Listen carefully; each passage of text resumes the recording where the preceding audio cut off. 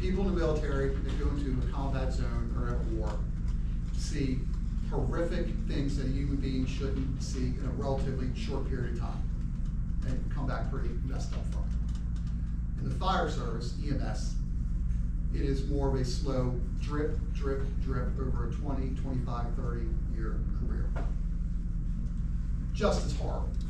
It's just a slow roll and just layers on top of each other. And you start developing all these symptoms over time. You're not wanting to be in social settings around other people. That lack of empathy. You know, having those A days at home, just being grouchy and all that. And then at some point, you're just maybe a triggering event, and you just snap. You start having bad dreams and flashbacks of things you've seen and things like that. It's going to happen again at different levels, but it's going to happen to everyone in your group. You're not going to be the same person 25 years from now that you are today because of this job. Okay. Still the best job in the world, but it's going to take a toll on you physically and mentally. So what do you do about it? Again, there's bad habits in fire service. Okay? We have a lot of pride. We don't want to talk about it. It's changing. I think we're more open to talking about it now. The best people you can talk about it is your family right there in that firehouse, that small group of people that are on your shift. They're your family, okay? And you come back from a bad call, something like that, and you sit there and talk about it. There's going to be a lot of bad jokes, a lot of horrible humor. Again, another sign and symptom, PTSD, having really, really bad jokes and humor about some pretty horrific things. But that's a stress relief, okay? But talk about it amongst each other. If you start seeing those signs and symptoms come on, you're at home, your family's telling you you need to go get help, reach out to your family doctor and start getting some help. Again, we've got great insurance, and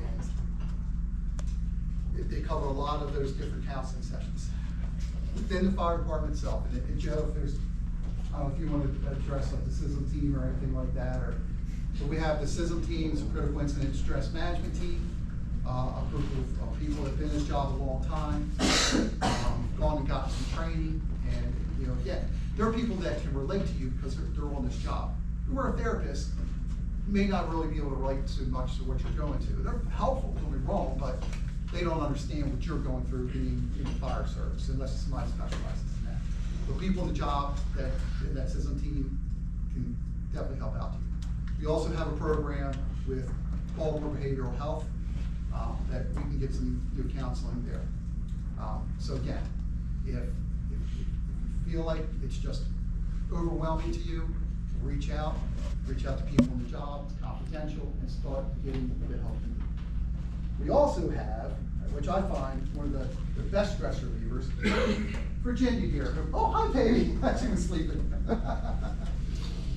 So, Virginia is our kind of a peer, what we call our peer support dog. That's it. And recent addition, and has been certified in peer support. Virginia, come on, baby. And you all are welcome. We're done here. We're done in a few minutes to come see Virginia. And again, reach out to the team if you think you'd like to see Virginia come out to the firehouse and meet y'all. Here she comes. And meet y'all. It's amazing what a puppy dog can do to your mental health. Okay. Last part of it I want to address is just bad habits and peer pressure. So every one of you here is going to go to your firehouse, and you're going to meet your crew, and you're going to meet what we call first acting, a senior firefighter, and he's kind of the person most responsible for training you in the field. And this guy may be a 20, 25, 30-year veteran, rough around the edges, gruff, and probably has a whole hell of a lot of bad habits, okay? And he's going to tell you go in your first car fire and you'll put your mask on, right? The car's got a lot of bad shit in it, a lot of plastics and stuff like that, right? He's going to tell you, hey, take that mask off. What are you, a pussy? Okay, he's going to say it, okay? Don't give in to the peer pressure, all right? You be concerned about your health. You need to go home to your loved ones and your families, and that's the most important thing. Same thing, dirty gear, we kind of talked about that, right? A lot of guys out there, and you know, they love having that dirty gear, that helmet that's filthy.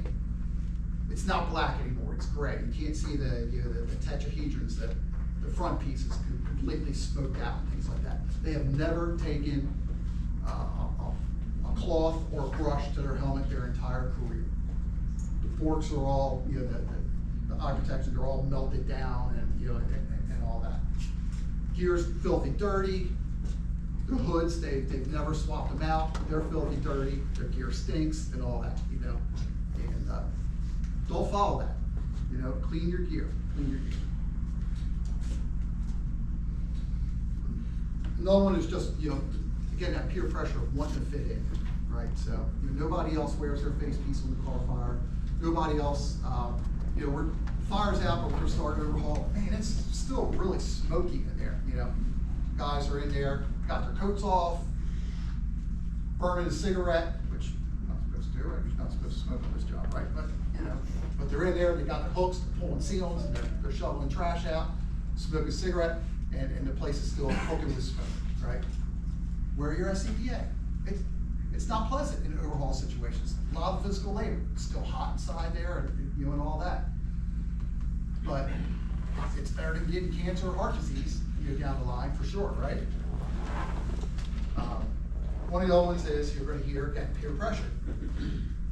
We've always done it this way, you know. And again, coming from older guys, you know, we've always done it this way. Things are changing, you know. And what's the one thing that never changes? And that's resistance to change, right? People always want to resist change, but do it the right way. You've been trained here how to do it the right way. Do it the right way. And then the last one is complacency, and that comes, you know, in over time. You know, really should, like, you know, wash your fire engine and wash the equipment we use, wash the gear, but I don't really feel like it right now. You know, say it's plopped down in the recliner, probably still covered in soot from the fire ground and all that. Don't fall into that. Come back, get your stuff washed, get everything cleaned up. One of the most underused items we have out there, and is again a new addition to us, is there's saunas in every firehouse. I don't know if they've told you that, but every firehouse has a sauna. It's got an exercise bike inside of it. Come back, clean up the firehouse, get your shower. Very important. Get your shower, put a new change of clothes on. Get in that sauna, you know, and pedal that bike. Sweat out all those carcinogens that have soaked in through your skin. And then lastly, just make your health your priority. Go see your doctor. Even being new in this job, next time you go to your doctor, just say, hey, you know, I started your career in the fire department. You know, so just make you aware of that, because, you know, down the line I might, you know, be asking you to, like, maybe some different screenings and things like that. Don't ignore the signs and symptoms of all the different things we talked about. You know, the different cancer symptoms, the PTSD symptoms, and different heart disease symptoms. You know, if you're just doing menial tasks at home or menial tasks in the firehouse and you got a little bit of short of breath or tightening in the chest, don't ignore that. Again, we're our own worst enemy. You know, we don't like going to the doctor, we don't like going to our own problems, but go to the doctor, talk to them about it. Get screened and get tested. My particular case with esophageal cancer, there is a test that exists. It's a pre-cancer test. And it's by a company called EsoGuard. And it's actually a little pill-shaped item on the end of like a bougie. And you drink some liquid, and a technician basically, you puts it down your throat, you swallow it, and it goes all the way down to your stomach, and then they pull it back out, basically scrapes the sides of your esophagus. And then they take that and they send it off to a lab, and they test that for any pre-cancer cells. So with esophageal cancer, one of the highest risk factors is acid reflux or GERD. That is one of the things that probably every one of you, like PTSD and everything, is probably going to get sometime in your career here. Again, it's our stress, the way we eat, the interrupted meal cycles, the interrupted sleep cycles. The same stressors that lead to heart disease also lead to acid reflux. So what happens with acid reflux over years and years and years, especially left untreated, you don't go see your doctor about it, is right where the esophagus meets the stomach, those cells right there in your lower esophagus will change from esophageal cells to stomach cells. And they do that to protect itself from that acid constantly coming up in there. Well, anytime a cell changes, you have the probability of it becoming a cancer cell. So you have DNA change. So what the EsoGuard test does is it tests for those pre-cancer cells.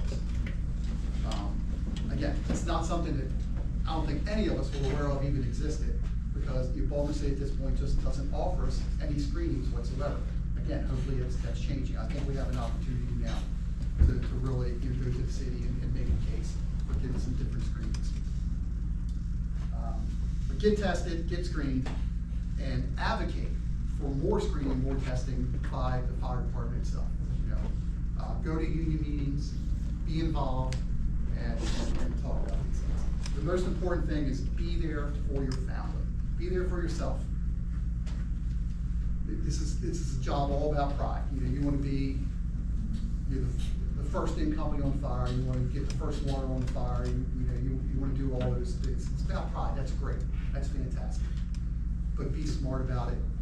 You know, the whole goal here is to do 25 years, 30 years, and have a second career. And that second career is retirement. Enjoy that. You can't enjoy it if you're not here. Any questions? No, sir. All right. Great. Thank you very much. Appreciate your time.